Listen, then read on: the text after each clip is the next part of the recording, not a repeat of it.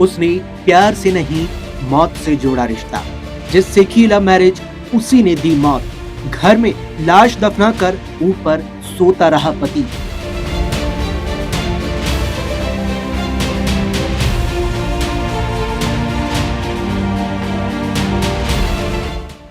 एक लड़का और लड़की लव मैरिज करते हैं। लड़के का नाम शमशेर है जिसकी उम्र 22 साल है, जबकि लड़की का नाम मुफीदन है और उम्र 20 साल।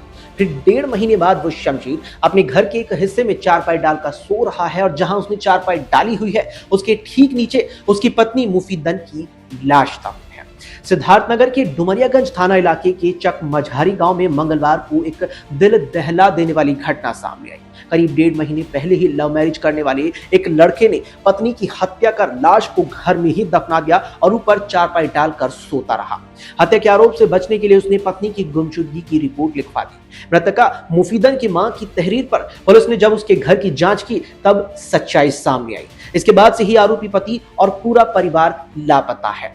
जानकारी के मुताबिक डुमरियागंज थाना इलाके के चक मझारी गांव का रहने वाला 22 साल का शमशेर मुंबई में मजदूरी करता था। वहां उसका परिचय संत कबीरनगर जिले के दसिया गांव के रहने वाले मजहर से हुआ। इसके बाद उसका मजहर के घर आना जाना शुरू हुआ।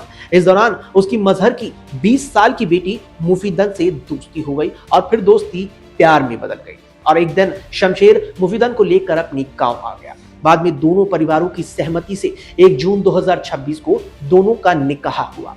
बताया जा रहा है कि निकाह के बाद से ही दोनों के रिश्तों में खटास आ गई। आए दिन कहासुनी होने लगी। इस बीच 13 जुलाई को शमशेर ने डुमरियागंज थाने में पत्नी के 11 जुलाई से लापता होने की शिकायत दर्ज करवाई।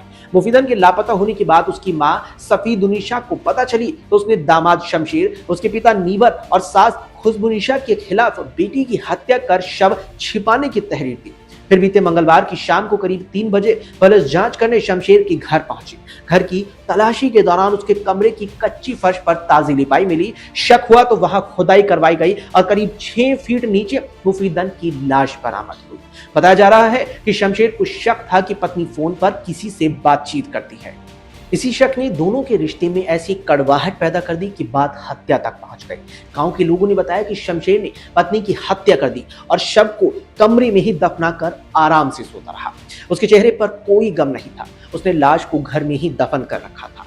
इस पूरे मामले पर पुलिस का कहना है कि 6 फीट गहरा गड्ढा करके शव दफनाना अकेले इंसान का काम नहीं हो सकता। आशंका जताई जा रही है कि परिवार वालों ने भी इसमें उसकी मदद की होगी। पुलिस आरोपी की गिरफ्तारी के लिए अब लगातार दबिश दे रही है। शादी हुई कैसे? मजहर के 4 बेटे और 2 बेटियां हैं। उनकी बड़ी बेटी मुफीदन की शमशेर से दोस्ती हो गई और धीरे धीरे नजदीकियां बढ़ती चली गई। साथ जीने मरने की कस्में खाई और फिर शमशेर के साथ घर छोड़ दिया। बाद में दोनों परिवारों ने भी इस रिश्ते को मंजूरी दी। बीते 1 जून को दोनों का निकाह पढ़वाया गया। कुछ दिन तक सब कुछ ठीक चलता रहा, लेकिन अचानक रिश्ते में खटास पैदा होने लगी। शमशेर को शक था कि मुफीदन फोन पर किसी से बातचीत करती है। इसे लेकर विवाद शुरू हो गया और जिंदगी में कड़वाहट खुलती चली गई।